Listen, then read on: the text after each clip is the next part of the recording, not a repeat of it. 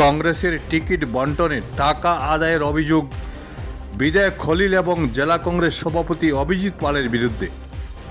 পঞ্চায়েত নির্বাচনে Congress ticket বন্টনে কাটিগড়ার block Congress সভাপতির কাছে 10 লক্ষ টাকা দাবি করেছিলেন বিধায়ক খলিল উদ্দিন মজুমদার এবং জেলা কংগ্রেস সভাপতি অভিজিৎ পাল। কাটিগড়ায় আয়োজিত নাগরিক সভায় এমন অভিযোগ করেন ব্লক কংগ্রেস সভাপতি Hossain Ahmed Chowdhury. Bureau report, Barak vision. আমাদের মাননীয় বিধায়ক মহাশয়, আমরা যখন সভাপতির কাছে যাই তখন সভাপতি বলেন বিধায়ক করতে দেননি, বিধায়ক বলেন না ও সভাপতি দেয়নি। এভাবে আমাকে টালবাহনা 3-4 দিন যেভাবে আমাকে মেন্টাল টর্চারিং করা হয়েছে, সেটার জন্য আমি অন্তর্মর্মাহত। আমাকে যদি বলে আমি রক্তে মাংসে কংগ্রেস, আমি যদি টিকিট না পেতাম আমি নির্দল খেলতাম না।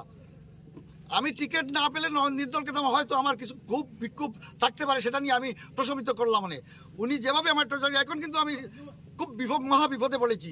কাটিগড়ার বিধায়ক খলিল উদ্দিন মজুমদার মহাশয় 10 লক্ষ টাকা উদ্ধারের কাছে 10 লক্ষ টাকা দিতে হবে ওনাকে। প্রেসিডেন্টকে, ডিস্ট্রিক্ট প্রেসিডেন্টকে 10 লক্ষ না দিলে ও কাগজ পাওয়া যাবে না। 10 লক্ষ টাকা দিতে হবে। যতটা রটে ততটা না হলেও কিছুটা বটে, সুতরাং টাকা পয়সা যে লওয়া হচ্ছে এক্ষেত্রে আমি নিশ্চিন্ত।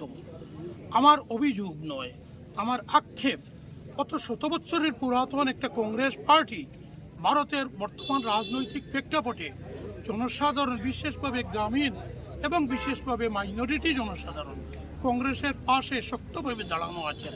কিন্তু পঞ্চায়েত নির্বাচন উপলক্ষে টাকার সিনেমিনে খেলতে গিয়া কিছু এমএলএ, কিছু ডিস্ট্রিক্ট প্রেসিডেন্ট, কিছু কংগ্রেস লিডার যেভাবে লক্ষ লক্ষ টাকা রোজগারের জন্য ফাঁদ পেতেছিলেন, এটা লজ্জা লাগে। এই ভিক্ষুকদের আমি বলবো, তাদের টাকার প্রয়োজন হলে আমি এক কংগ্রেসী হিসাবে আমার কাছে যেন চায়।